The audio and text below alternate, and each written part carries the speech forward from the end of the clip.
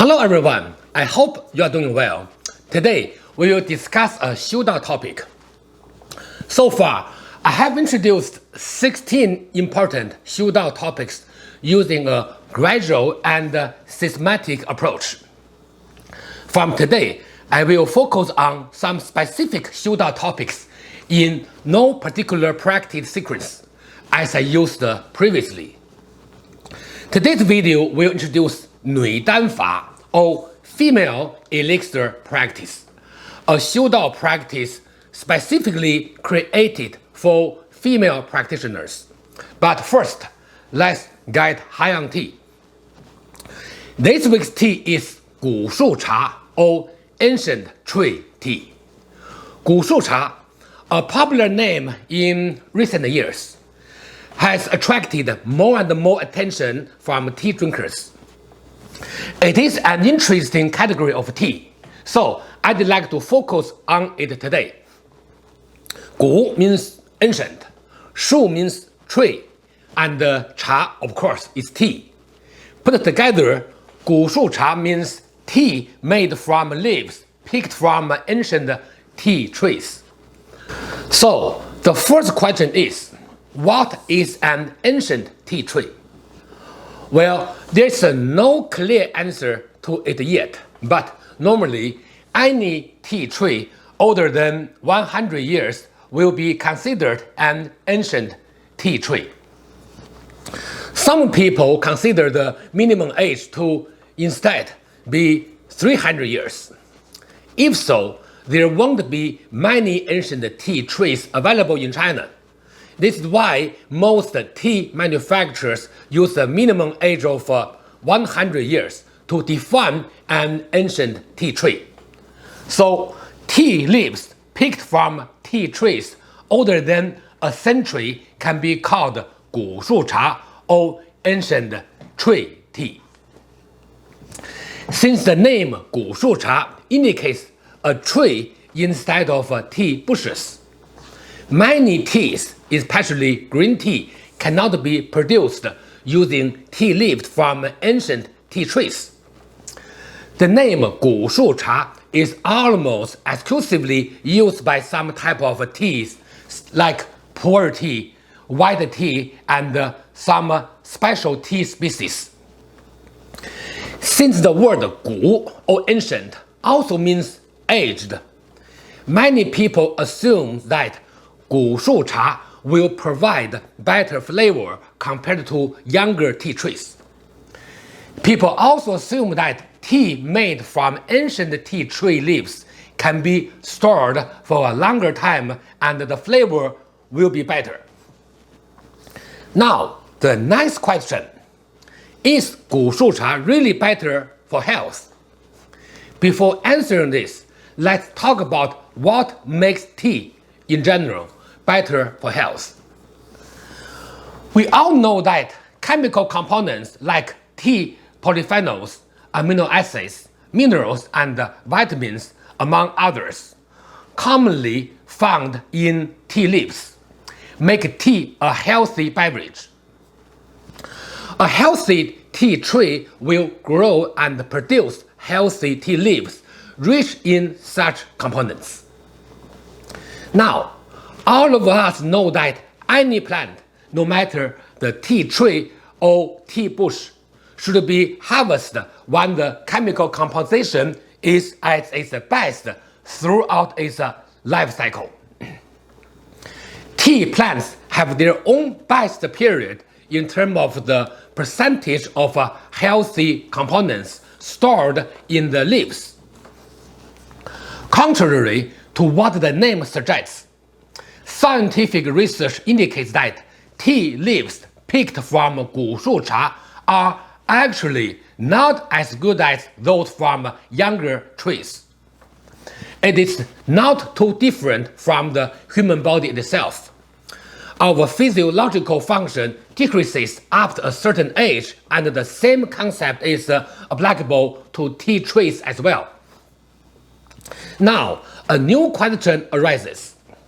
If Gu Shu Cha is not as good for health as expected, Why is it so expensive compared to the same tea made from a younger tea tree?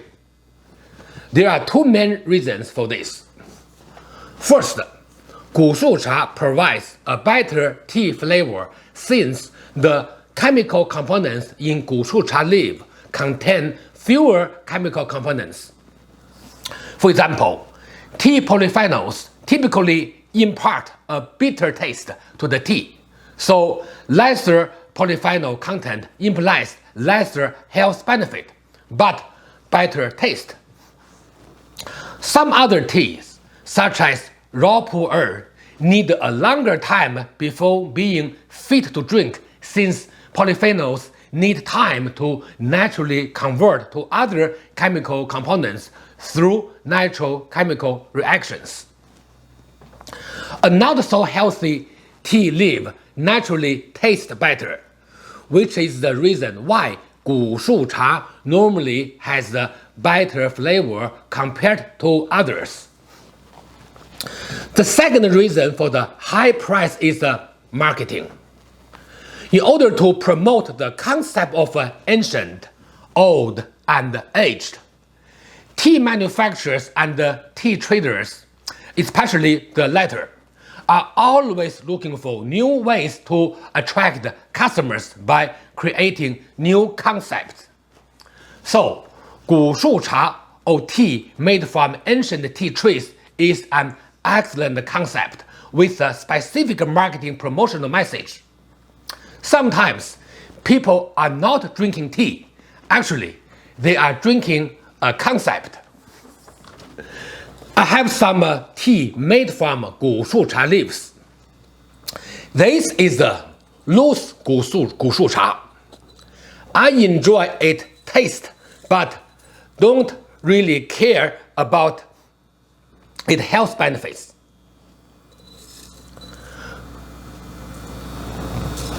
You can see the tea leaf is very strong and beautiful. This is the tea decoction. It has a nice color and as well as a great taste. I only drink it with friends who are interested in some special teas.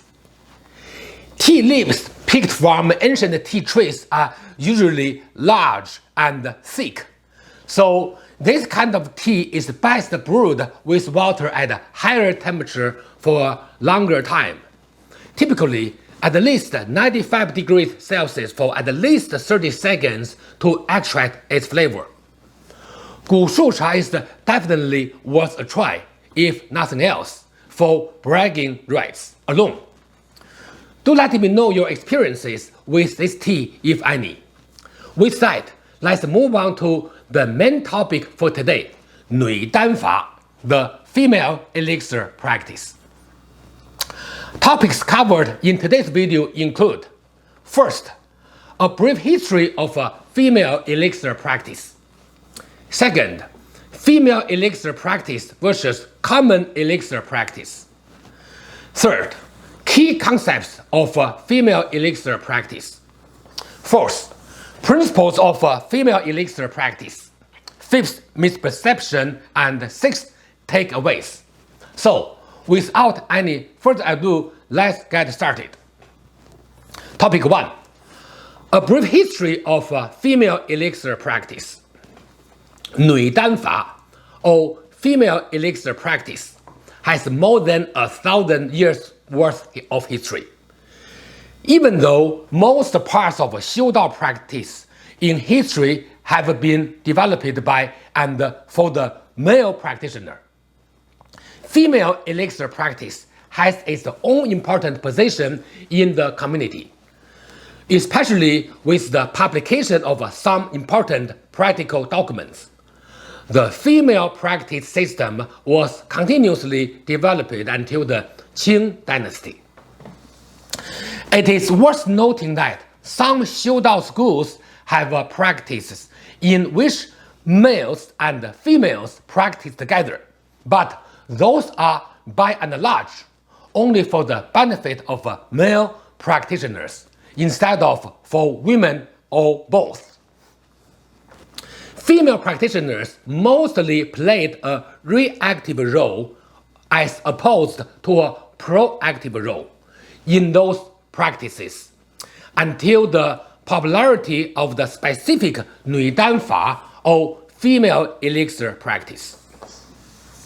Any discussion of a 女丹 or female elixir practice is incomplete without the mention of Sun Bu-er, an important female practitioner who lived from 1119 to 1182. Sun Bu-er's training documents are widely believed to be the earliest and most well-written ones on the subject in history. So, let me first briefly introduce her and her work. Sun Bu-er, her husband Ma Danyang, and 5 other prominent Daoist practitioners were collectively called 全真七子 or 7 masters of total reality school, since they were the 7 disciples of Wang Chongyang, the founder of Daoist total reality school or 全真教. After Wang Chongyang passed away, all 7 disciples created their own Daoist branches. For example, Qiu Shuji created Longmen Pai or Dragon Gate School, and Sun Bu-er herself created Qingjing Pai or Purity and Tranquility School. After Sun Bu-er's demise, or achieving immortality according to religious Taoism, Yuan dynasty emperors decorated her with different religious titles as an expression of respect for her great contribution to Taoist practice. All of her works are considered the most important 女丹法 or female elixir documents, including the Sun Bu-er Yuanjun Fayu or Sun Bu-er ancestor teaching.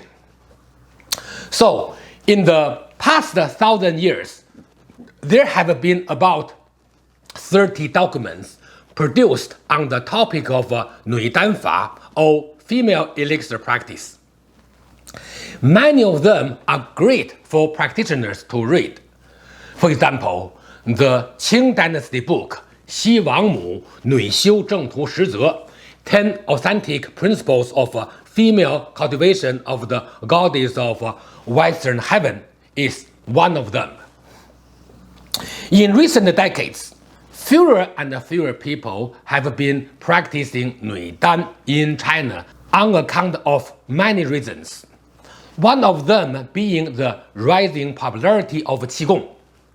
Also, an interesting phenomenon is that some Qigong styles apply practical techniques borrowed from 女丹 to great effort in many practitioners.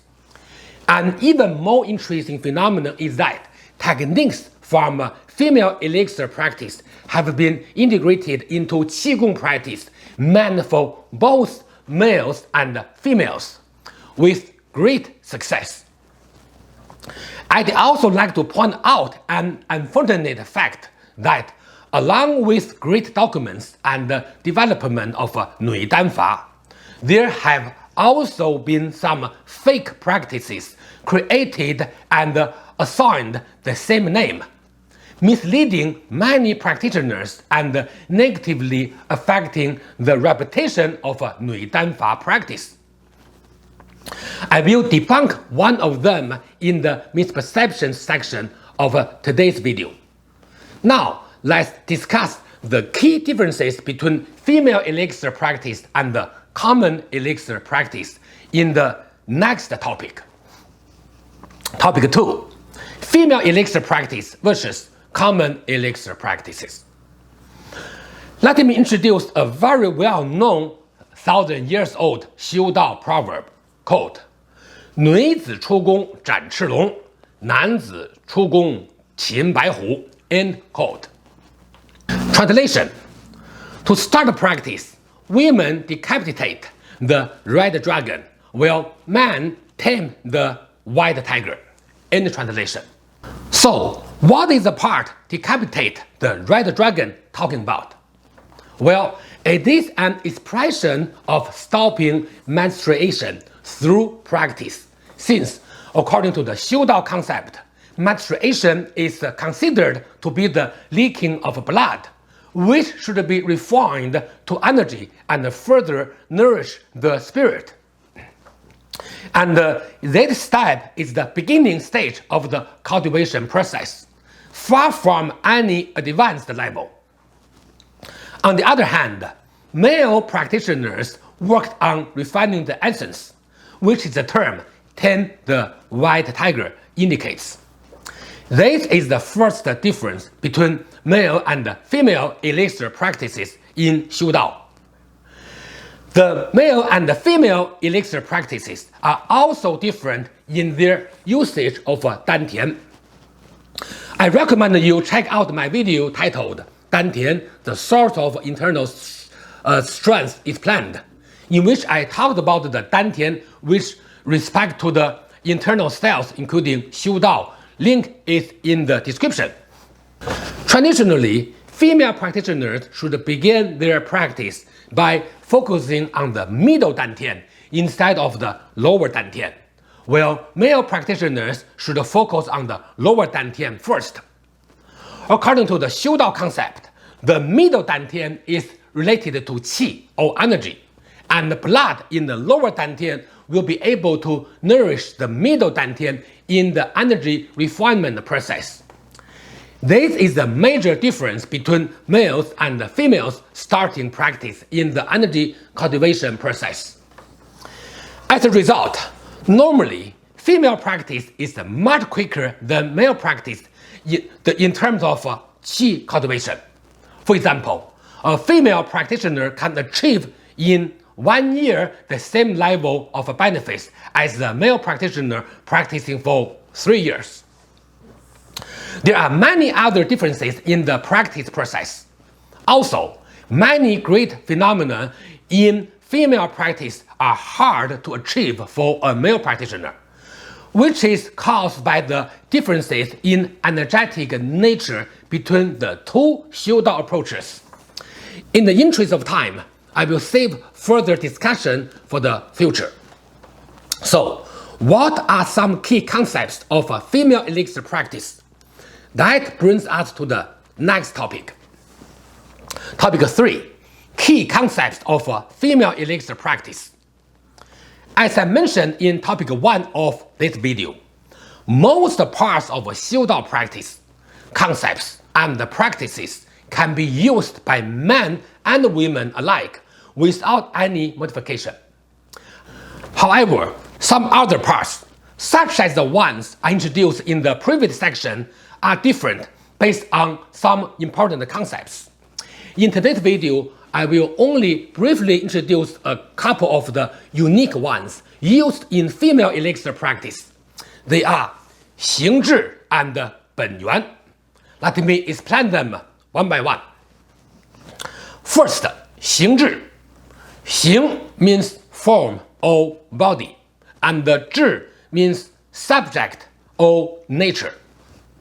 In 女丹法, the term 形 or form means the breast, and the term 质 means menstruation according to the Xiu Dao concept.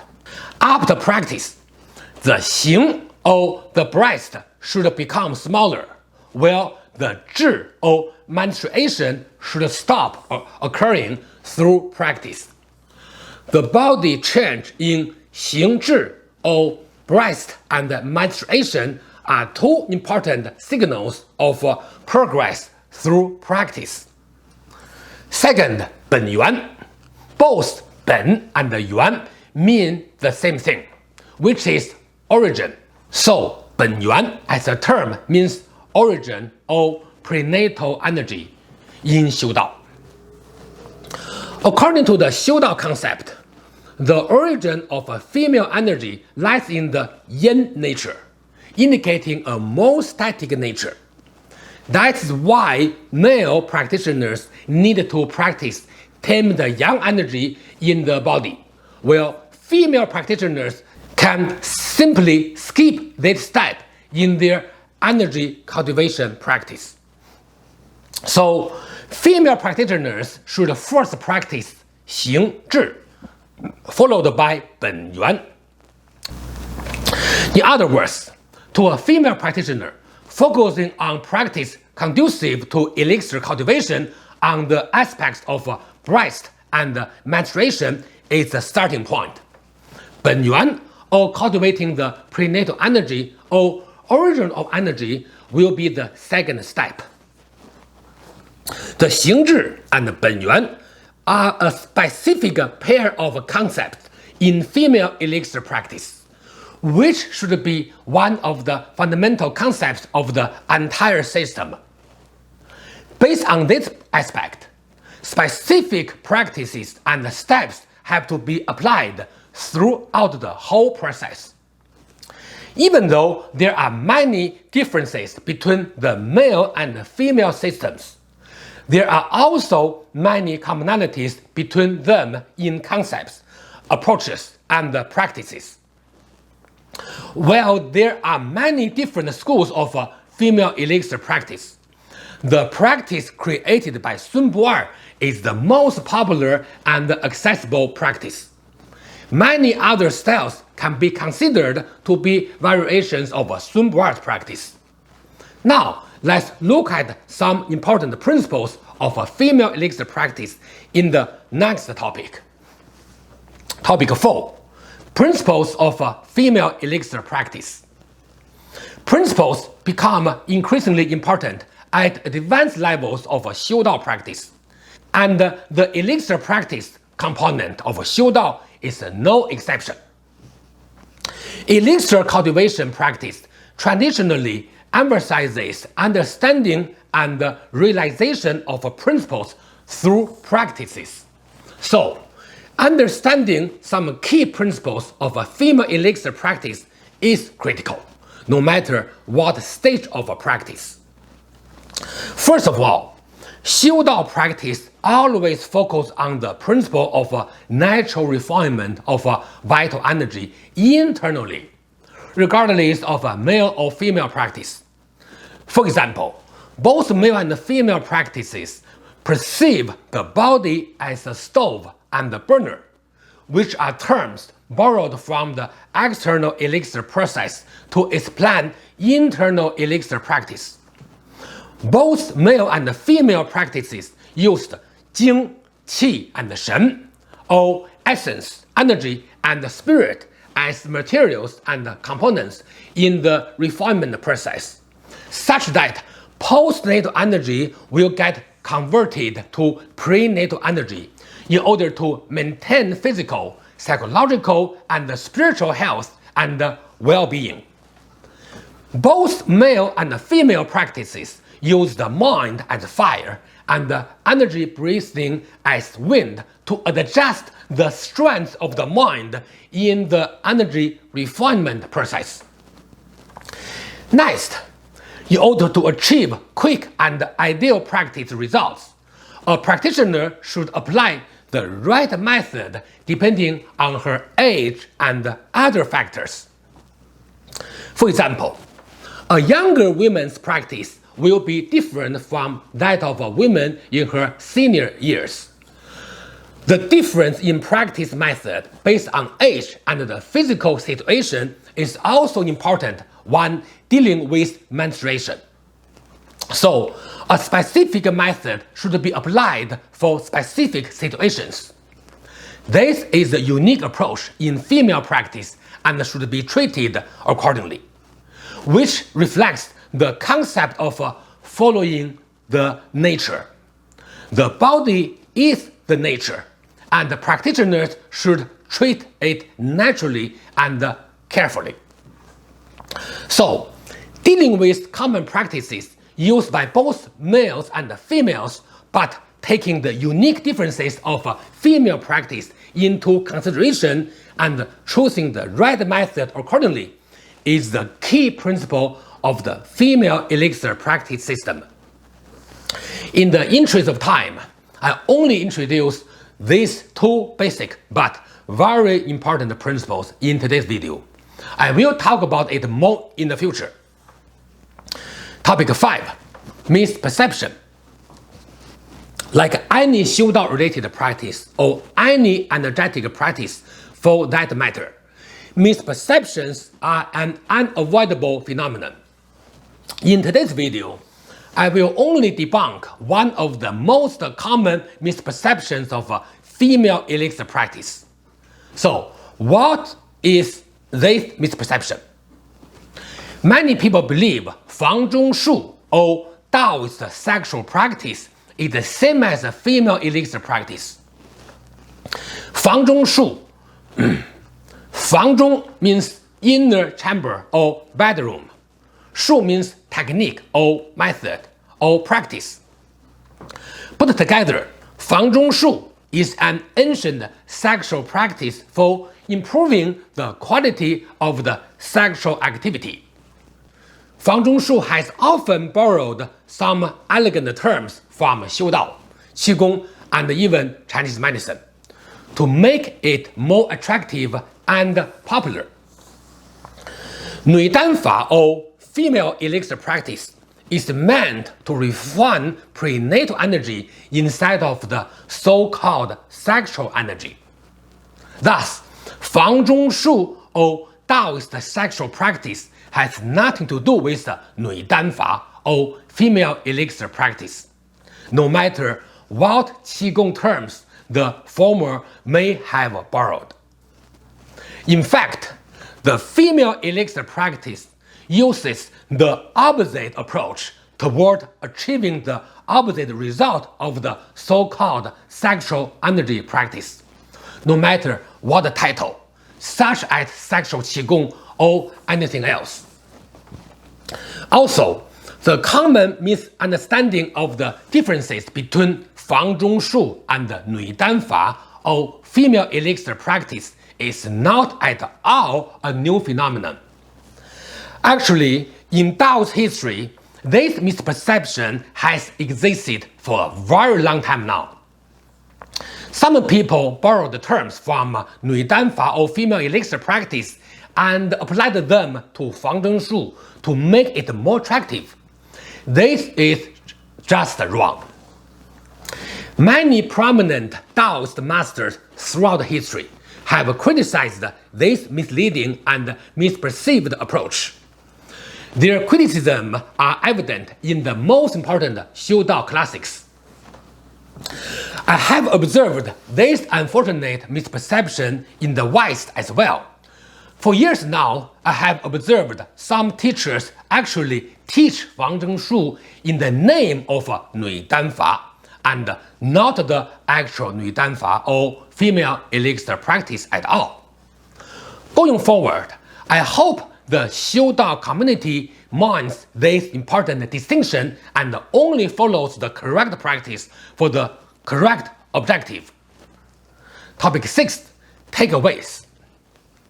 First, Nui Dan Fa or female elixir practice has more than 1,000 years worth of history.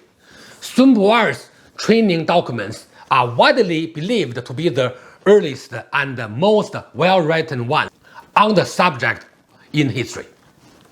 Second, the popular Xiu Dao proverb called 女子出宫展翅龙，男子出宫擒白虎 end quote, expresses the difference between female and male elixir practice. Female practitioners should begin their practice by focusing on the middle Dantian instead of the lower Dantian, while male practitioners should focus on the lower Dantian first. Third, 形制 and 本源 are a specific pair of concepts in female elixir practice. The body change in 形制 or breast and menstruation are two important signals of progress through practice. Female practitioners should first practice 形制, followed by 本源. Fourth, both male and female practices use 精气 and 神 or essence, energy and spirit as materials and components in the refinement process, such that postnatal energy will get converted to prenatal energy in order to maintain physical, psychological, and spiritual health and well-being. Fifth, in order to achieve quick and ideal practice results, A practitioner should apply the right method depending on her age and other factors. 6. A common misperception is that 房中术 or Daoist sexual practice is the same as 女丹法 or female elixir practice. Actually, they are totally different and, in fact, use opposite approaches toward opposite objectives. That brings us to the end of today's video. Thanks for watching, see you next time, and enjoy your practice.